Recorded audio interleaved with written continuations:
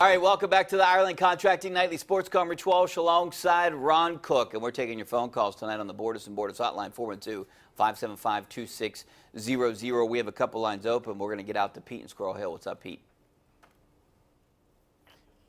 Hey, guys, how are you tonight? Good. Thanks for calling again, Pete. Rich, thanks for taking my call. Watching this game tonight, if anybody could sit down and ask the commissioner of baseball what he thinks about the state of the game, he cannot be happy. When you look at Miami, the Tigers, and the Orioles, they are absolutely pathetic. Watching that game tonight, if I could ask Ron Gardenhire a question, the manager of the Tigers, that guy he put in with a 7-3 lead after one batter, Rich, I thought I was looking at a high school pitcher. He gets hit and gives up 2 runs in the 1 inning, and then he's back out there and gives up the 3 spot in the next inning. Or you mean to tell me that they don't have anybody better than that guy, and then he goes to the other left-hander, 6 up, 6 down. It's unbelievable how talent is compromised in baseball.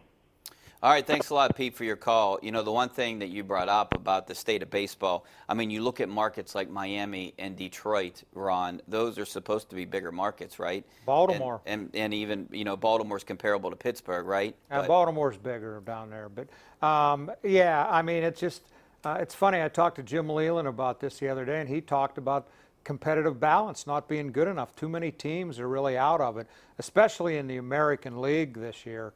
Look at the standings, and there's some teams that are buried. It's not even summer yet. It's still late spring. So I think there's a point there. I don't know the Tigers pitching staff like Gardenhire does. He went with the guy who thought he would get him through an inning or two. Guy didn't. He was awful.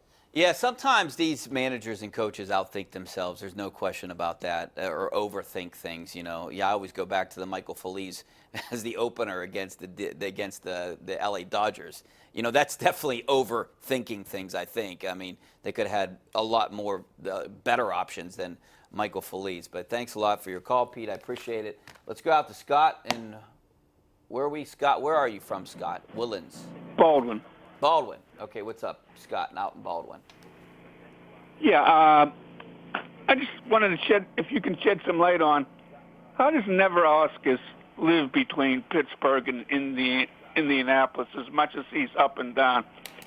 I'm just curious on how. You know, a lot of guys, I mean, he probably has rental, you know, the Pirates put him up here in Pittsburgh, and he probably has a townhouse in Indianapolis, and you know, when they call him, he drives back or takes a plane. He's worn that route out, hasn't he? It's a 5-hour drive. This guy got to live out of a suitcase. I just have some empathy about the way he has to live. I mean, he likes unpacking. Every week he's up and he's down, he's up, he's down. He likes unpacking in Pittsburgh a lot better than he likes unpacking in Indy. One thing he's happy about, that he does have a job here in Pittsburgh when he does. Yeah. Once in a while, right. Boy, that's a tough way to live. Yeah, thanks a lot for your call. Let's go out to Sam out in New Bethlehem. What's up, Sam? Hi, Rich and Ron. Hey, I saw in the game tonight people texting Brian Reynolds was going to be Rookie of the Year, and you mentioned he was a leading candidate. I'm not sure people have not heard of Pete Alonso for the New York Mets. He has like 24, 25 home runs already, and he's just knocking the cover off the ball. I'd just like to get your comments on that. Hey, thanks a lot for your call. I appreciate it. He's one of the leading candidates. It's way early to be worried about it. Again, we're not even into summer.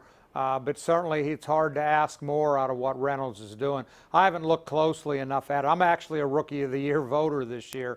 I'm not going to worry about it until September.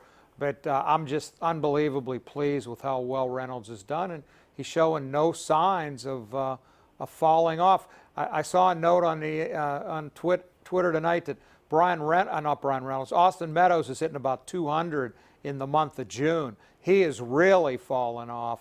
But Reynolds has not shown that. Yeah, I was looking at, I actually looked his stats up today, Austin Meadows, just because I was just having a horrible June. Yeah, I mean, the last 15 games, he's batting like 200. The last 7 games, he's batting 1-something. Yeah, his numbers, he's definitely fallen off. Baseball tends to punch back, and then you got to adjust. And so far, Reynolds just keeps adjusting. David in Blonox. What's up, David?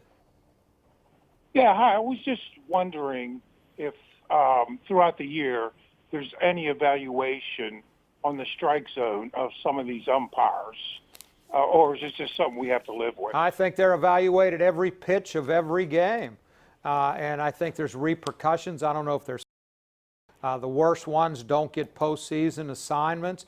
They don't just work in a vacuum where they have no bosses, that no one sees what they do. I think the worst ones are caught on the carpet, and occasionally you hear about one being fired and not retained. Yeah, there's definitely an evaluation process after. I don't know if it's after every game, but there's at some point I know they evaluate these guys. All right, I appreciate the calls. We got to take a break. Back with more of your phone calls and some Sidney Crosby news. He didn't win the Hart, but he finished second. We're taking your calls coming up next.